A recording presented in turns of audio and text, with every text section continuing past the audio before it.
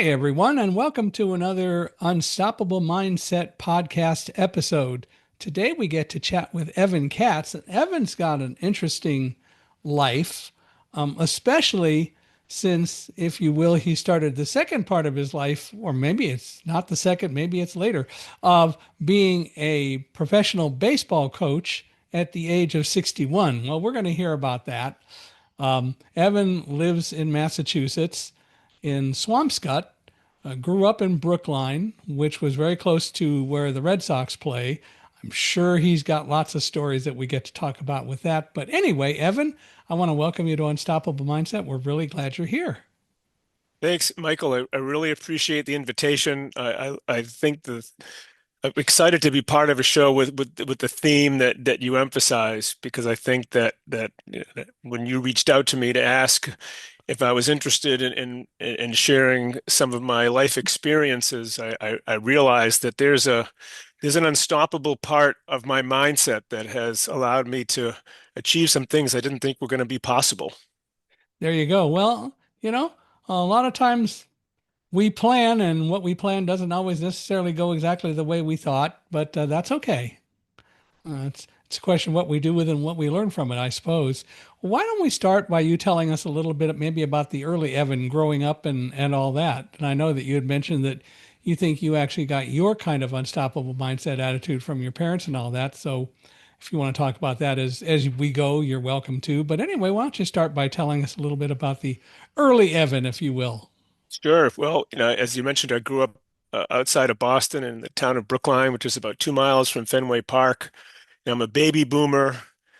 My parents worked really hard, and they worked hard to get their first house. They worked hard to fix it up.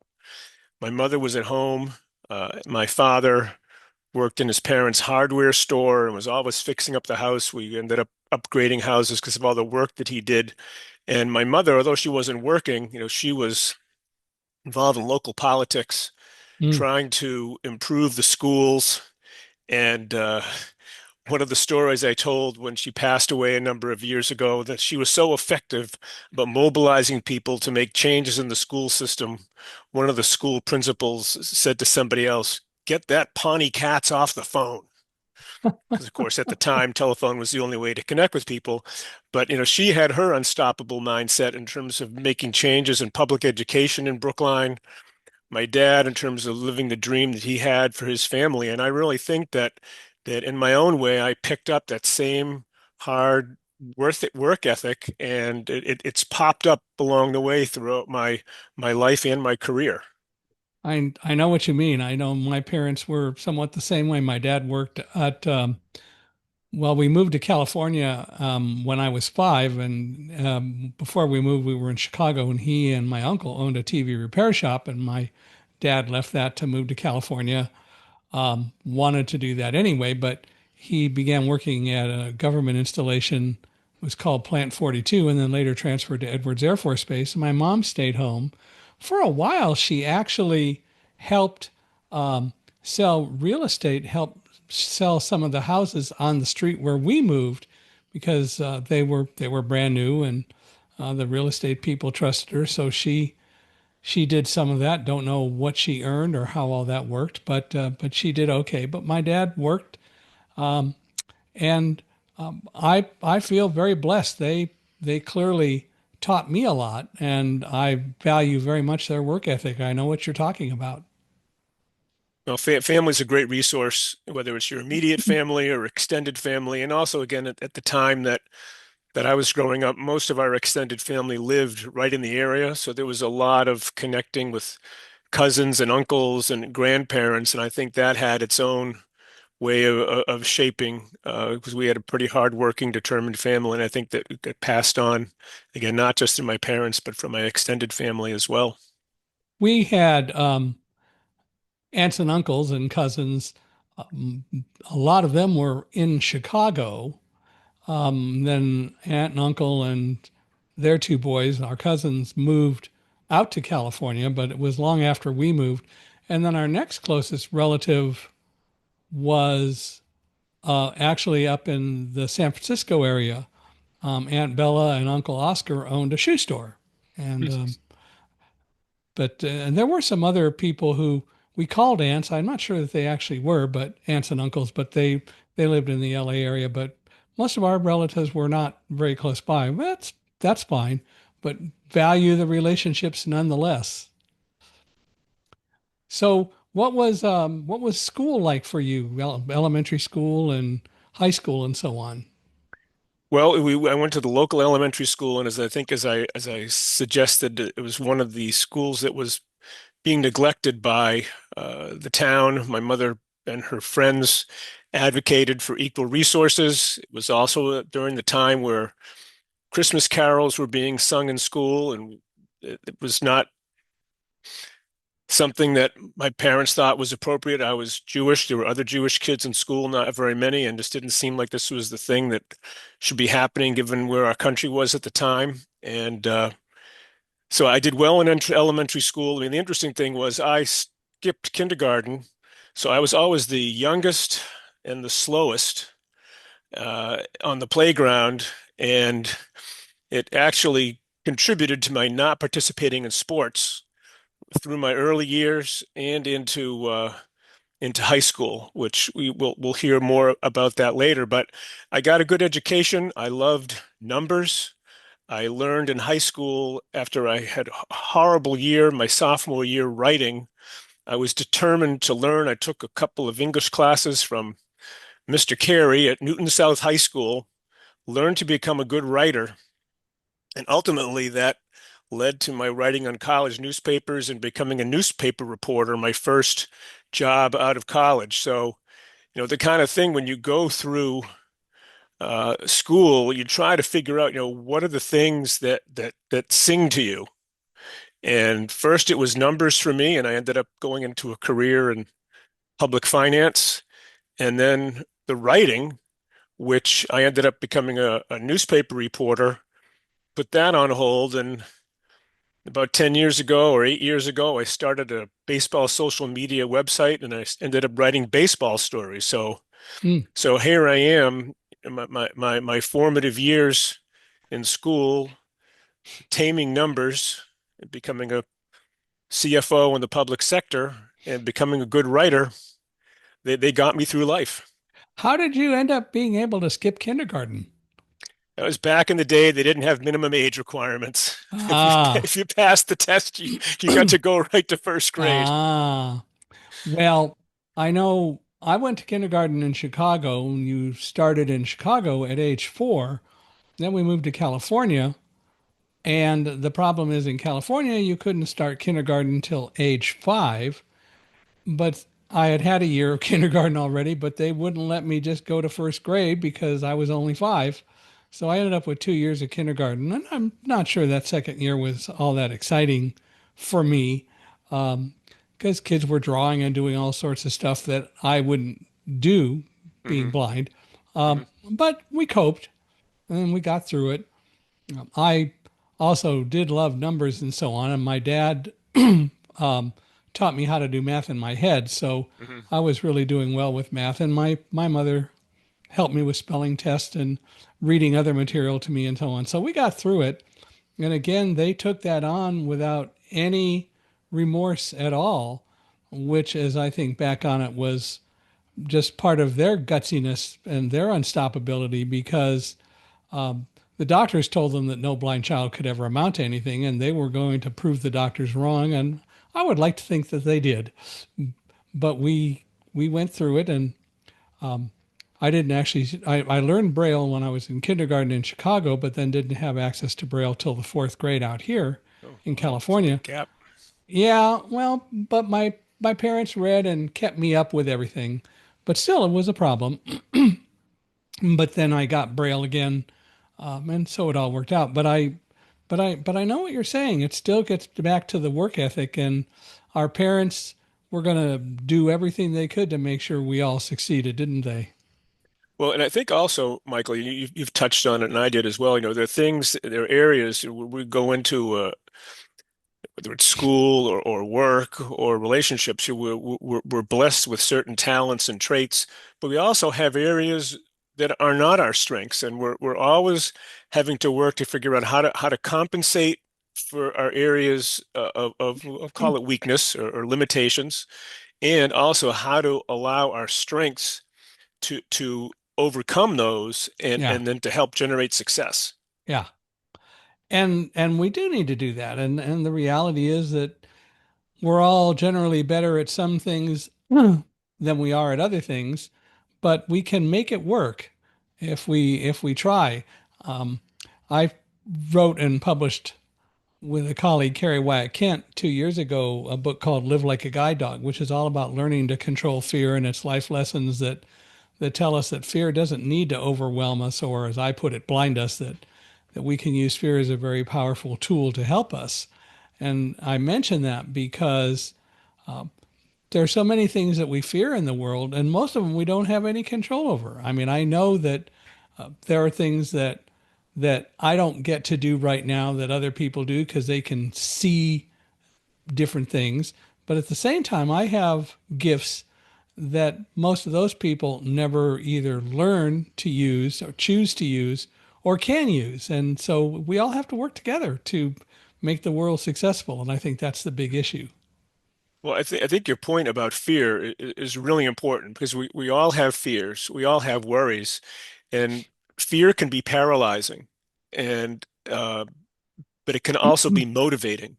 And I think it's important that if you get into a situation that you're concerned about or worried about, you should acknowledge that you're in something, maybe you're over your head. And we'll talk about my coaching a professional team at age 69 without ever having coached college baseball, going right from high school coaching to professional coaching. That was the hardest job of my life. And that fear motivated me to figure out how am I going to come up with those compensating skills? How am I going to be able to succeed? Because I want this to succeed not just for me, but for the players around me. So, Hmm. so fear, it's important to recognize it and so that you know that it's there, but also be able to take advantage of what fear can motivate you to do. Well, and fear doesn't need to paralyze you unless you let it. And that's the big issue is that we don't learn generally how to control fear and to use fear in a positive way. We worry about so many things over which we'll never have control because we just don't. Um, and we let all of that worry us, and that certainly adds so much to the fear levels that we face. And if we would only learn to just focus on what we can control, that doesn't mean you don't be aware of other things, but don't worry about the things over which you don't have control. Um, it will help your life a whole lot. And another aspect to that is and I learned this, and as I mentioned, I worked in the public sector for almost 40 years, and I came up with the phrase at one point, and I don't remember the circumstances, and somebody said, I don't know if this is going to work. I don't know if we have the money. I don't know if we have the people. This may not be a good solution, or the operation may not work. And I said, well, I think we have to see if it fails, because if it fails, then we're going to learn something. Now, obviously, we didn't want anyone to lose a job or to get hurt. It wasn't failing in that regard, but you have to have enough courage so that if something isn't going to work, you can use that as a learning opportunity as well. So you can't have fear of failure either, because then we can all look back. You're old enough, I'm old enough to look back on our lives and see those learning moments. Many of them came from times that didn't work out so well. Which doesn't mean that we failed. And I think that's the big issue I think we have to deal with. Failure is something that we have to really get over thinking about because failure isn't really it. What it is that things didn't work out the way we planned. But that doesn't mean that we failed, which means that we just can't go on. We're stuck. It's a learning experience, and that is part of what dealing with fear is all about. Is rather than worrying about it, all right, so this didn't work. Don't fret, don't worry, don't panic. What did you learn from it? How do we get beyond that? And that's the thing that we generally tend not to do very much is to do a lot of self-analysis in our own lives. Take time at night to step back and look at what worked during the day, what didn't work. And the what didn't work weren't failures, but they were learning opportunities if we take advantage of our own skills to develop our mind muscle to do that. Absolutely. I think that's so important. Um, well, so for you, um, you where did you go to college? I graduated from Newton South High School. We moved from Okay, Brookline to Newton right. in the 70s. I went to a small college in Western New York, Alfred University, for 2 years, and ultimately graduated from Colby College in Maine in 1977. As I mentioned, I wrote for both the newspapers Hmm. at Alfred and Colby, and that's where I got my journalistic experience back then. Writing for college newspapers was a big deal back then, Yeah, and that worked out really well. I was going to go into teaching. That was my original plan. I did some internships in college. I even, when I was at Colby, I took a semester and helped out at a small fourth grade class in neighboring Oakland, Maine, helping out kids doing lessons in the corridor and in the back of the room to help them with their math. But when I left college, I had done enough writing, primarily sports, that I decided to follow journalism. But the college years were really an eye opener for me. And as I mentioned, I was a year young. The yeah. drinking age was 18, and I was still only 17 and a half when I went to college. But somehow my IDs got me through into the pub. But it was a really eye-opening experience going to college in New York. I'd been in Massachusetts my whole life and was in a small town in Western New York, and it was just so eye-opening to see a part of the country and people that were very unlike where I lived in terms Yeah. of Alfred. Most of the kids were from New York, and then going to Maine, they were more from New England. But it was just a real eye-opening experience. I think we all go through that in our late teens and early 20s, really beginning to discover, who we are, what situations are we comfortable in. We test ourselves, we do crazy things, and it all turned out okay because I was able to get a job right out of college. So teaching was your plan, but it didn't go that way. No, it didn't. And interestingly enough, I was looking back through my father's memorabilia when he died, and I think I knew this, but I was reminded that he wanted to teach originally, and he actually was a mentor to many people during his working career, and he took great pride and went to the Peace Corps actually for a Mm, number of years in his 60s. And so, the whole teaching, mentoring thing ran in our family. So I guess it's kind of ironic that I ended up coaching baseball at age 65 as a teacher and a mentor. But the college experience, I still think about it. I just sold my vinyl records. It was a little traumatic, but I did sell my vinyl records recently because I can listen to everything over the internet now. And but that was uh, a watershed moment selling my vinyl that I yeah. listened to in college for all those years. I still have mine from working at the campus radio station. I got a lot of records back here, and um, I am somewhat of the opinion of I don't know whether I would call them snobs, but I still think the best quality is still vinyl. Well, as you know, Michael, one of the best attributes of vinyl records is when they were originally, the songs were compiled and sequenced. They were designed to listen through the whole side of an album. Yeah.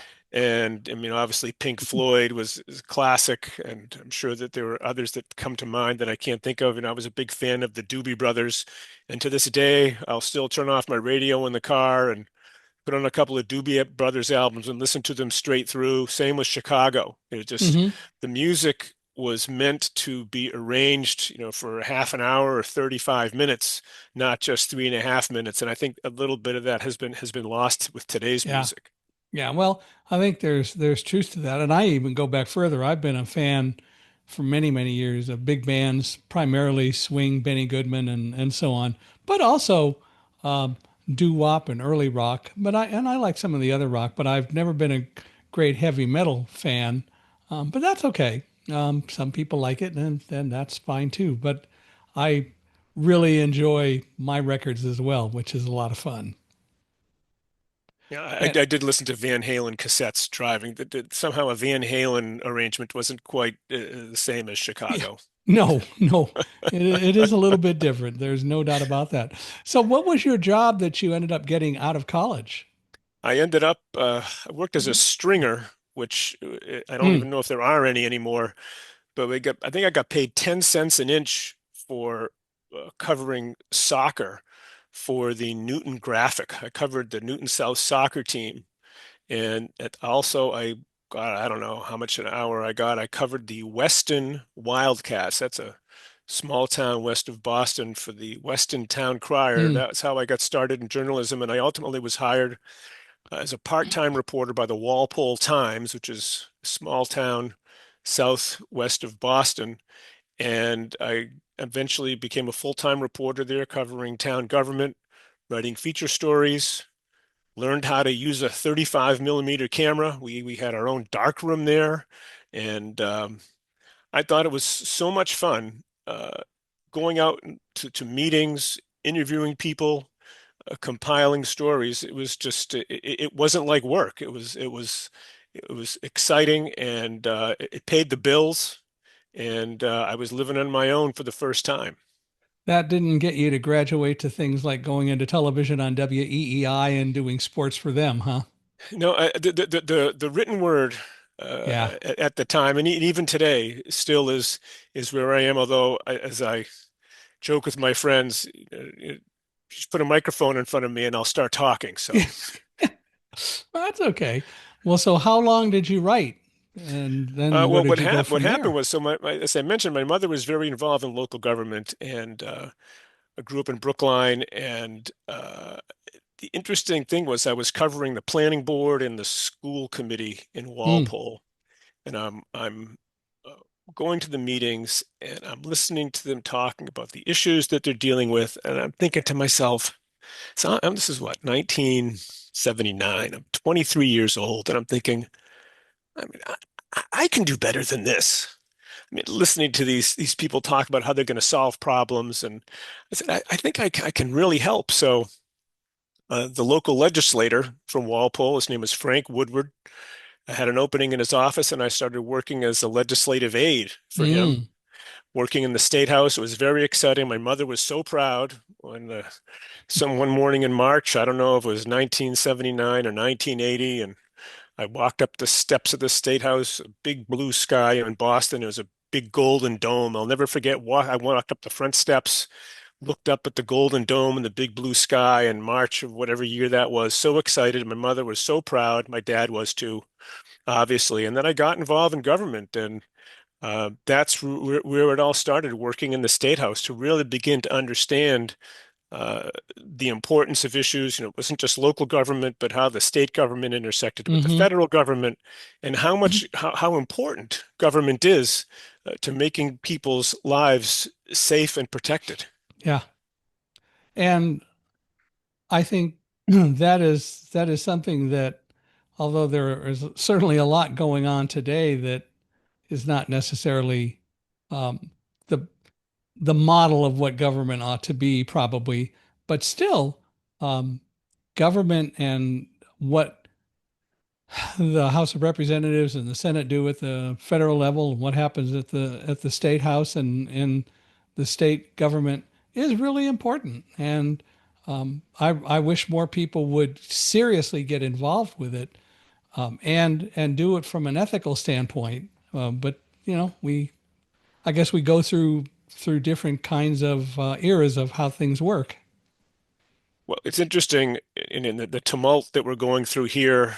I recently had a chance last month to go to England with my wife. I hadn't been there for a while, and I was really struck by how the history dates back centuries and centuries and centuries prior, to 1066, I guess is one of the lines in the sand or the dirt in England. But when uh, they started the more modern era, and what I was really struck by when you think about a country like England and all the difficulties, all the changes, all the times that they were under threat from external forces, Mm-hmm. internal forces, all the chaos, and somehow they've survived. And I think this is one of the real attributes Hmm. of Great Britain, and I just began to think about what we're going through here, and I think I have to be hopeful in the same way Yeah, I that agree. we've been here for 250 years. I know it's short compared to England. Supposedly, one author says that republics die after 250 years. I don't know if I buy that necessarily, but the point is that I think somehow, some way, we're going to survive this because other countries have been through much more over much longer periods of time, and here they are in 2026 as stable, viable countries. Yeah, and they're still there and they're going to be there. And I agree with you. I think that we're going to continue. Um, and maybe republics die after 250 years, but it doesn't mean they have to. And I Right. think that's part of it. So what did you do in terms of you you went to work in the state house or what did you do? And I was a legislative aide, so we would get information on legislation, take a lot of constituent phone calls because at the Mm. time, only way you got a hold of your legislator was either make a phone call. Of course, I think from Walpole to Boston, it might have been a toll call at that time, so maybe we got more letters from Walpole. I don't know, but constituent concerns, working with state agencies to resolve things. Um, and it just got me acquainted with how government works, and it just gave me an appreciation for what it takes to make government work for the residents of Walpole and a couple other nearby towns, and also you get to see the leaders of the state Hmm. at that time, the Senate president and the Speaker of the House, and you get to understand a little bit more how they show leadership and what skills and attributes work well and what ones in your mind don't work well. But the whole bottom line is, how is it working for the constituents? And to me, Yeah. that became more and more important is what's the bottom line here? It's not about power, it's not about success for the legislator. The bottom line is the impact on people. Well, I remember that when I lived in Winthrop, every year I would go with people from the National Federation of the Blind. We went to Washington every year. 600 of us descended on Washington and visited all of our legislators. And I remember actually once having the opportunity to set up an appointment and meet with Tip O'Neill. What an Oh yeah. amazing guy he was. Yeah. But then also there was a new congressman who had just joined, Ed Markey, Oh sure. and now look where he is. He's but but it was so much fun seeing Congress in action and actually being a part of it, talking about different kinds of issues. And of course, I got to meet Ted Kennedy and then also Paul Tsongas along the way as well. And I I also was involved in things in Massachusetts because one of the problems we had in the early 80s in Massachusetts and around the country was that blind people couldn't buy life insurance because the Wow. life insurance company said we're a higher Oh, risk, we'll have a higher mortality rate. And finally, to keep the story short, we discovered that unlike what insurance companies say they do, which is they make their determinations always based on actuarial statistics, evidentiary data, and they create mathematical models based on evidence, they had absolutely not one single solitary thing to show that blind people or other people with disabilities were a higher risk than anyone else. no, no. So I worked back in the late 70s, early 80s with, I don't know, you may have known him, Al Sagasi. I recognize the name. Yeah, and so he helped us shepherd a bill through that eventually eliminated discrimination in dealing with life insurance in Massachusetts, and it actually was something that passed in every state. That all the states Mm. dealt with that because the insurance companies were just playing games, which was so unfortunate. So when I was growing up, my parents couldn't insure me. When I was in college, I couldn't buy life insurance, and eventually it got addressed. But it was, and it still is fascinating to think back and be a part of making a difference and really working to help constituents and help the legislature. Well, there's a great example of numbers not being in action. They're hiding behind perceived numbers. Hmm. And then you do a little bit of digging and you find out that it's not quite as fact-based as they made it sound. Yeah. And in fact, there was no fact. And, but still, we worked through it. But the process was, I think, and still is for me, one of the most fascinating things to be able to go and be a part of dealing with things and hopefully getting legislators to deal with issues. And I'm not sure that there's as much of that that's happening today with everything going on, but it'll come back. Hmm. Not in Washington anyway. I think you've got to look to the states more than Yeah, Washington. Washington's an anomaly right now. yeah. Washington is really a big problem, and but it'll switch at some point. I hope. I think it's going to have to, but we'll see how it goes.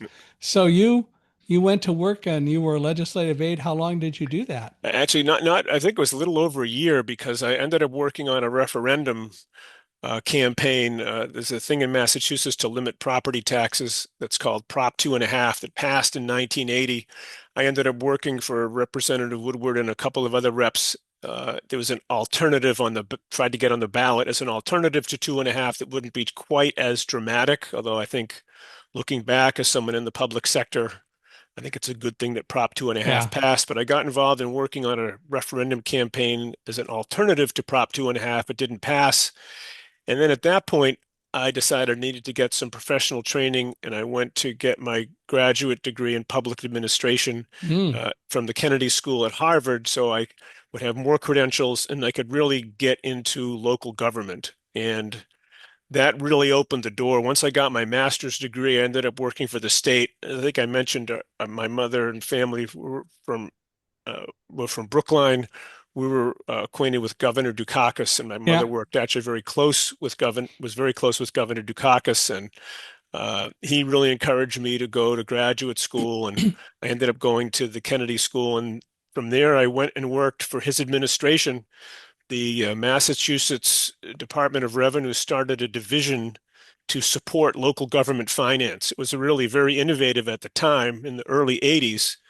Cities and towns were separate. The state was just a regulatory agency, and Governor Dukakis wanted to create an agency that could be a resource to local government to help them make better decisions.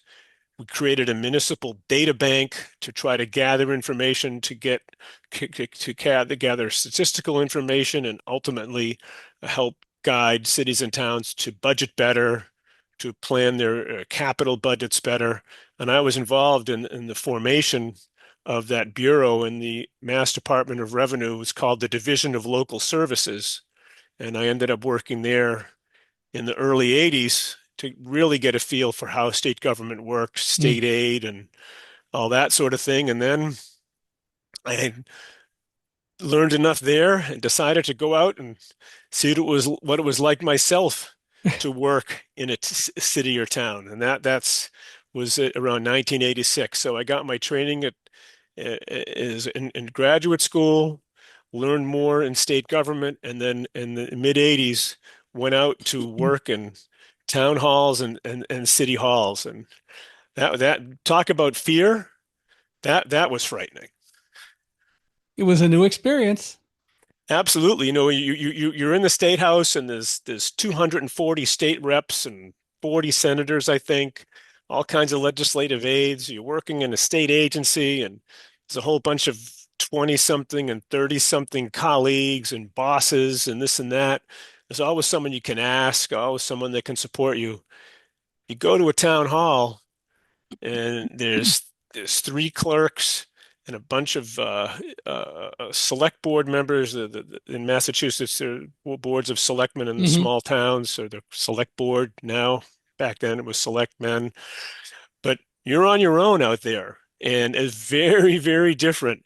Having a bunch of colleagues to support you in the big city when you're out in the small town of Groton 40 miles from Boston with 7,000 people, and you're the resource in town hall, it's a lot different.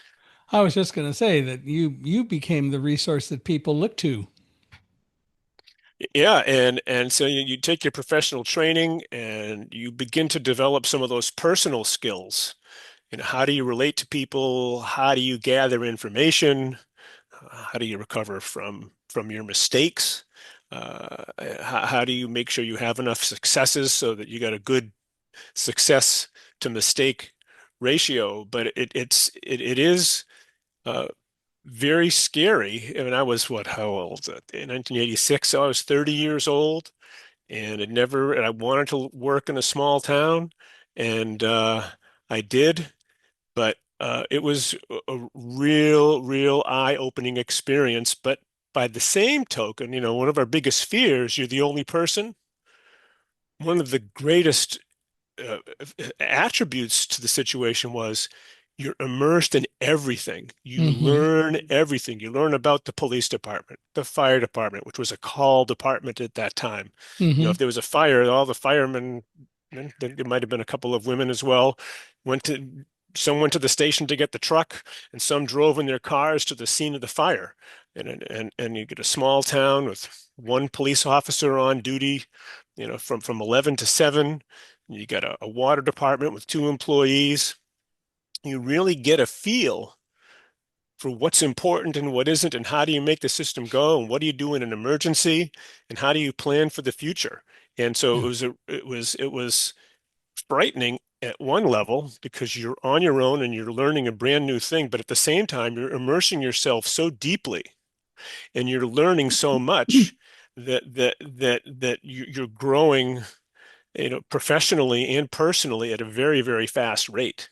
And although you may or may not realize it at the time, those fears that you started with slowly would be dissolving away because you were learning how to deal with things and you were discovering that you had the ability to deal with things, and so you became less afraid in a positive way.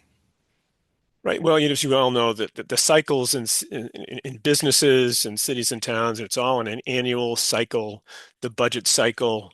And, you get through the first year and you start doing it again and you're doing it again. And then you begin to expand your knowledge base. You're Yeah. willing to experiment a little bit more, and you're growing again at a very fast rate because you're able to do more and more that you weren't able to do when you first got there. Did you ever run for any office? Actually, I did.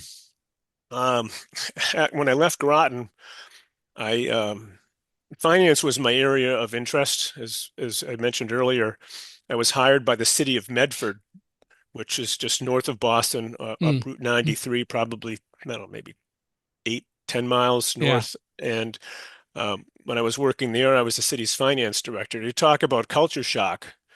So I go from the small town of Groton with 7 people to a 50,000, the city of 50,000 with a palatial city hall right off Route 93. And but I was chosen because of my background in finance.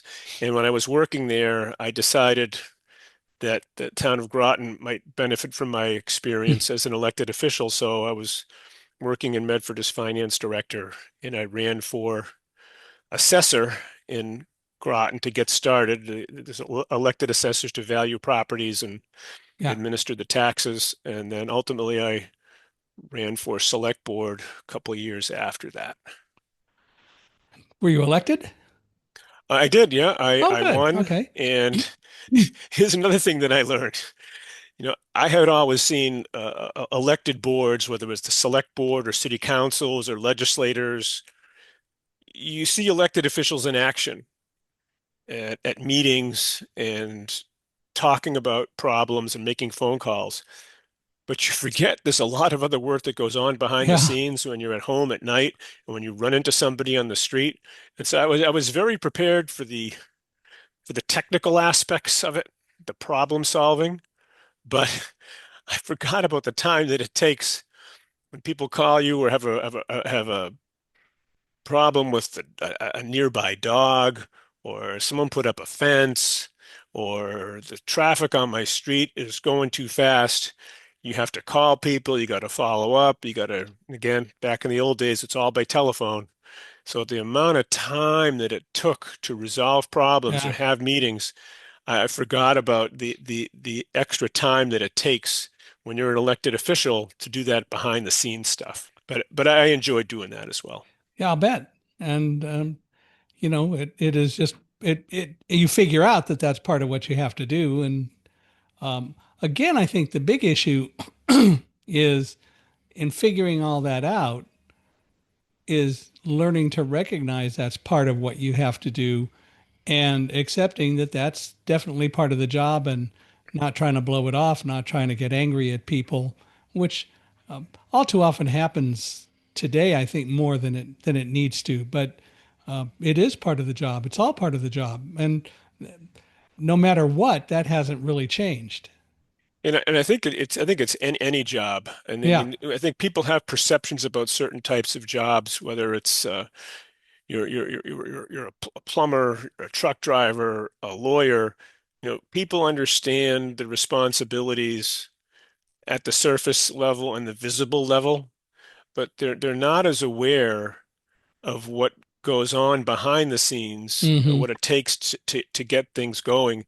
And I think that's probably not maybe underappreciated in some situations about what it takes to to do things behind the scenes Yeah. that are not as exciting, where there's more drudgery, and the amount of time that it takes to get you into the seat of the truck, to get you to have a meeting with clients if you're some kind of professional, if you're a doctor. There's a lot more to any job, and I think that it's important to recognize it for ourselves. It's not just let's call it the glamorous part of the job. Yeah. There's the behind the scenes part of the job, and the same goes for all jobs. And I think it's important to remember that. I agree. Well, you did all this work and you kept doing it for quite a while. So what got you into baseball? Other than Well, being a fan, but loyal Red Sox fan, been to Fenway hundreds of times. As I mentioned earlier, uh, was started school a year early, so I never played sports. And my kids, uh, in my 40s had finished Little League and they were all done with their sports careers at that point. And I decided I wanted to play baseball at age 45. there you And I go. had never played. I had never played Little League. I never played high school, never played college. And at age 45, a friend of mine who I grew up with in Brookline, he encouraged me to go to a baseball camp in Florida in 2002. And at that point, my interest in baseball and my fandom in baseball expanded to becoming a player and having to learn about the game as a player, not just as someone watching the game. And what did your wife think of that? Well, my wife will mention that my wife Liz, our first date was on March 30th, 2002, and that was the date of my first baseball practice Ah, okay. in Massachusetts. So she has been there from the beginning of my baseball career. And if it wasn't for her, one, acceptance of it and her support of it, I never would have been able to achieve and enjoy all that I have. But she is my biggest fan and supporter. Well, that's great. She's a Red Sox fan, I would presume. Yep, Red Sox fan. Yep, and we watched them clinch it in 2004. We've been to Fenway together, and she like I played adult baseball, and the when guys join, their spouses or girlfriends come the first for a bunch of games in the beginning, but then they just lose interest. Understandably, it's old man baseball. It's not like it is Yeah. on TV. She comes from time to time, but she's got her own life to live now. So. Yeah, that's okay.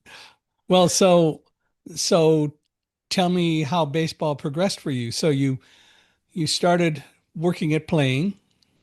Yeah, so I went to this baseball camp in Florida, which I actually just came back from. It's called the Ponce de Leon Baseball Camp, and it's from a league in Washington.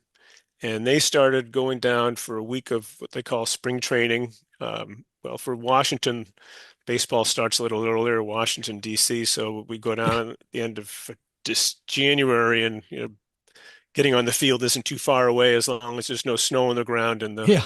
Well, there's DC that. metro area. Um, but I started going to that camp in 2002, and there was a group of professional coaches at this camp who were major league and minor league affiliated, and they have been coming to this camp since the beginning. This is now 2026. They've been going to the camp as long as the longtime players. And so what happened was, I was playing adult baseball, and there was a year where it rained a lot, and we had games postponed, and I'm driving around Fort Myers, and I think I was 60 years old at the time, so this would be 2016. And I said to myself, what would be the chances that I could find a minor league team that would let me play so I could live my dream of being a professional baseball player? And I grew up around in Brookline. I collected baseball cards. I played imaginary baseball games in my yard, played wiffle ball with my friends, watched the Red Sox on TV. It's been in my blood since I was a little kid. And of course, many little kids want to be professional basketball players, hockey players, football players. Well, for me, it was baseball. So here I am, 60 years old, and I asked a couple of people at the camp. Uh, One of them was Stan Clyburn, played for the Angels in the 80s, and he's managed in the minor leagues for thousands of games. He's still managing to this day. And Steve Little, who was a coach at the time with the Twins, asked them, do you think I could find a minor league team that would allow me to play for them so I could live my dream, play professional baseball? And they said, sure. Oh, yeah, you should give it a shot. And they gave me a couple names. Ultimately, it took me a year and a half, and I found the Pecos League, which is a low level of independent baseball. I got a hold of the commissioner. His name is Andrew Dunn, and I called him up in March. It turned out this would be March of 2017. I went out to my car at a lunch break from school. I had his phone number, and he answers the phone. Hello, baseball. And I explained the situation, and he said, you want to get in a game? We'll get you in a game. And that was in 2017. Wow. And the way it turned out, he invited me out to play for the White Sands Pupfish the last weekend of the season. It had to be with teams that it wouldn't affect the playoffs. And I went out to White Sands, New Mexico. White Sands National Park is there, Hmm. Alamogordo, and the uh, the White Sands Pupfish. I pitched to two batters, walked one and hit one. Oh, I had one plate appearance and was called out on strikes, didn't lift the bat off my shoulder. Too much fear as I look back on it. But I became a professional baseball player at age 61. well, so you got to live your dream. Yep. And so after you pitched, what did you do? Well, it was all very exciting. And I actually was interviewed by Bill Littlefield on the NPR radio show Only a Game, talking about playing baseball at age 61. And my friends thought it was really neat and cool. And I had some pictures made, and I gave autographed pictures to Stan Clyburn and Steve Little to thank them for inspiration. And it was all fun. But, in baseball, if you're a pitcher and you give up a run without getting anybody out, you have an ERA, which is an earned run average, how many runs you give up in 9 innings. Right. I had an ERA of infinity. I'm in Yeah. baseball reference with all these big known baseball players. I'm there with my stat line with an ERA of INF, infinity. And I'm 65 years old, and I'm saying, man, I don't want to have an ERA of infinity. I don't want to retire with an ERA of infinity. So I got a hold of Andrew Dunn again. And I said, Andrew, can I come out and pitch again? I want to get my ERA below infinity. I want to get somebody out. So it turns out in 2023, he assigned me to pitch for the Austin Weirdos. Keep Okay. Austin weird, right? Keep Yeah. Portland weird, keep Burlington weird, keep whatever weird city, they have their slogans of Yeah. keeping the city weird. So Austin Weirdos. And the interesting thing was that the Weirdos that year in 2023, they had a home field in Austin, but it got burned out. They didn't have enough water, so they lost their home field. They turned into an all-road team. And no player likes to drive through the Pecos League, through the desert Southwest from Texas to Arizona, Right. up to Kansas and Colorado for weeks on end. I get to the end of the season, the last weekend of the season in Alpine, Texas, to play the Alpine Cowboys, of course, in Texas. And the Austin Weirdos only have 11 players. And I can pitch. It's a Friday night, and there's a doubleheader on Saturday. And the manager decides, well, you got a guy here who hasn't pitched recently. You should start the game on Friday night. I There get you a go. text from the manager in the middle of the day. Evan, you're starting tonight. Derek Dominguez. Talk about no fear. Yeah. Starting a 67-year-old pitcher against a lineup of 25-year-olds. And I started against the Alpine Cowboys and talk about managing your fear. It's an old baseball stadium, it was built in the 1940s. It's got a grandstand behind home plate. For a couple things happened there. First of all, I get to the park early because the team was driving. They had to drive. It's the amazing thing. 11 players. They had to drive 700 miles from the night before from Yeah. Blackwell, Oklahoma to Alpine. Wow. The catcher comes in the dugout.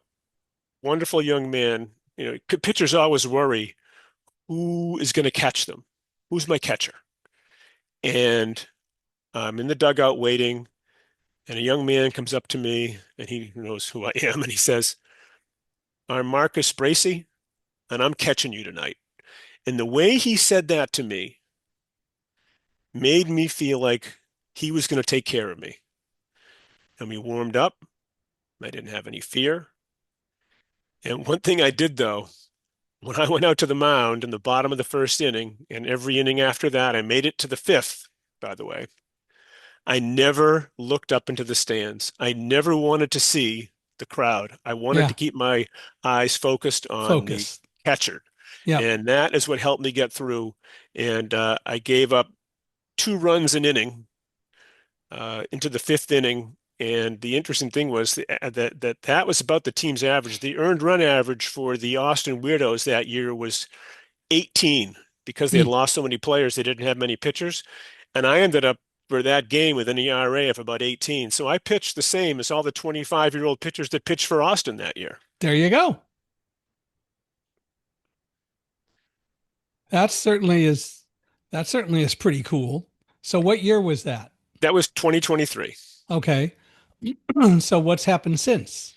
Well, I was so taken by the Pecos League and some of the players there. And I had been coaching high school for 3 years. I had coached at Manchester Essex High School, just north of Boston. I had coached the pitchers and the catchers there. We won the state championship in 2022. And yeah, so I'd done a little bit of coaching, and I knew the Pecos League didn't have a lot of money. It didn't pay the players anything hardly. Players make less than $1,000 for most of the teams, and many of the coaches are volunteer coaches. And I asked one of the players, his name was Alex Westman, really nice fellow. I met him for breakfast actually in the fall after the season. I was out visiting my son in Arkansas. I met him in Missouri for breakfast, and I said, think the Pecos League could use a coach like me? And Alex is always an upbeat guy, and unfortunately, Alex was passed away a couple years ago in a tragic motorcycle accident. Mhm. But I'll always be thankful for Alex for him saying to me, "Oh yeah, you should coach." So I got a hold of the commissioner. I did coach for a few games for Roswell in 2024, but my mother-in-law took ill and I had to come home. So last season I ended up uh, teaming up with Todd Everleth, the manager of the North Platte 80s, who I had connected with during 2024 and introduced him to the league. He managed in North Platte. I asked Todd if he could use a coach, and Todd invited me out to North Platte, Nebraska. And last summer, I was the bullpen coach. One of the hardest things I've ever done, if not the hardest, going from high school coaching to professional coaching at age 69, but somehow it was successful. I helped the pitchers. We ended up going to the second round of the playoffs.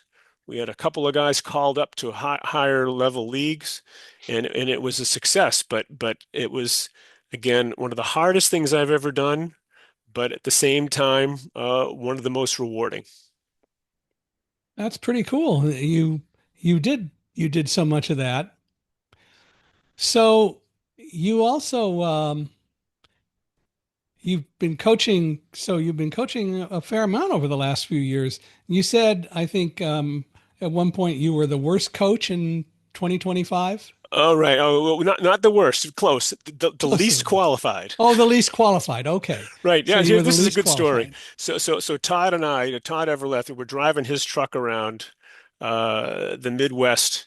I don't know. It's probably the second or third road trip, and I'm sitting there, and I'm really beginning to understand the credentials. And I knew Todd's credentials and the credentials of the other coaches in the Pecos League, which, as I mentioned, is the lowest level of independent Yeah. baseball. It's not connected to Major League Baseball.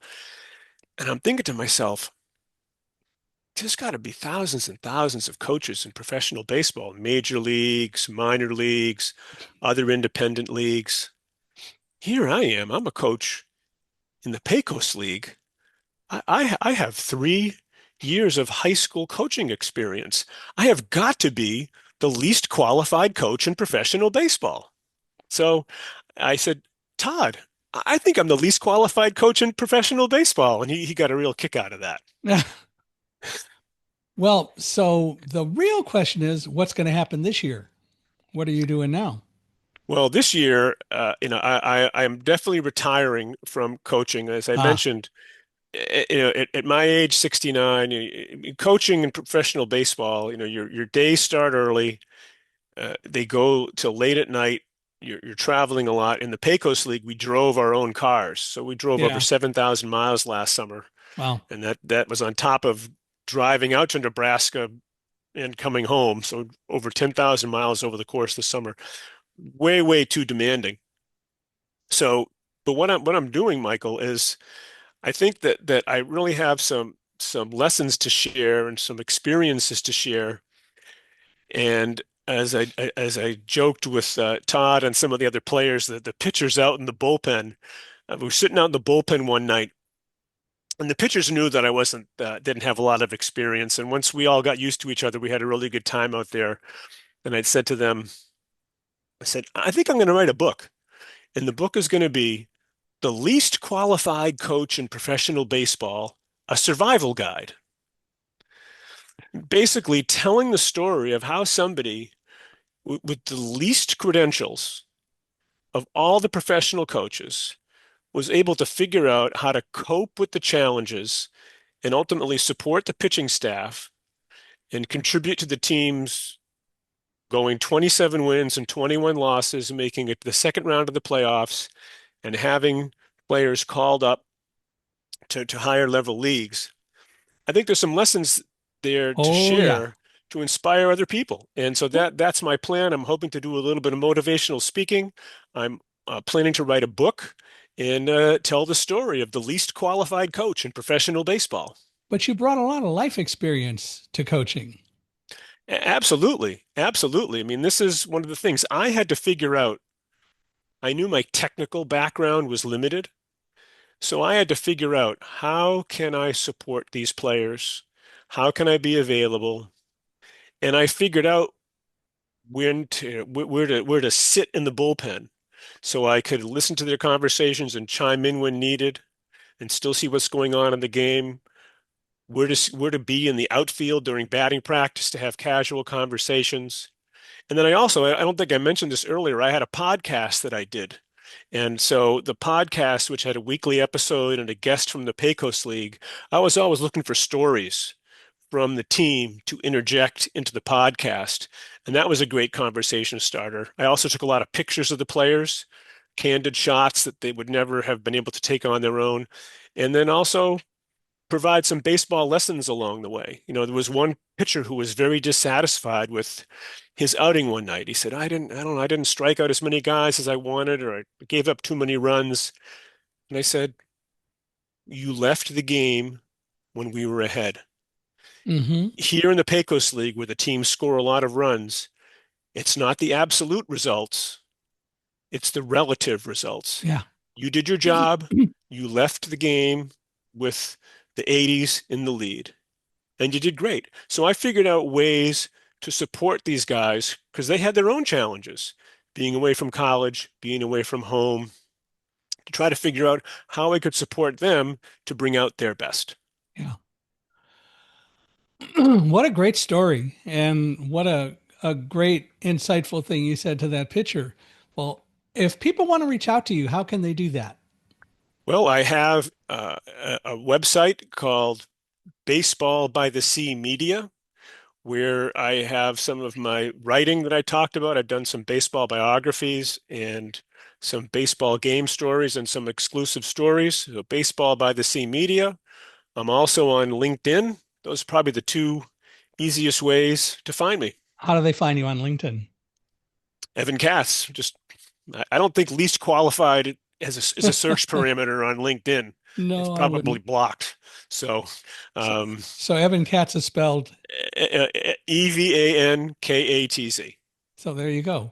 Well, I want to tell you that when that book comes out, we have to do another one of these because I want to really have a chance to feature the book and all that. So keep us posted. Absolutely. I'm looking forward to working on it, Michael, and I appreciate you having me on today. Well, I want to thank you, and I want to thank all of you for watching and listening. And I'd love to hear from you. Feel free to email me at speaker@michaelhingson, MichaelHingson.com. Love it if you'd give us a 5-star rating, but more important than a rating, please give us a great review. Review the podcast, and say nice things about Evan. That's a beautiful thing to do. If anyone knows anyone who ought to be a guest on our podcast, Evan, including you, feel free to introduce us. We're always looking for people to come on and tell their stories. But for now, I want to thank you for being here, and I want to thank you for spending an hour with us and making it a very enjoyable and an unstoppable day. Absolutely, Michael. It's my pleasure. If you're ready to go deeper into the ideas that shape how we see ourselves and others, I have a free gift for you. Head over to michaelhingson.com and download my free ebook, Blinded by Fear. Keep learning, keep questioning, and keep choosing to live with an unstoppable mindset.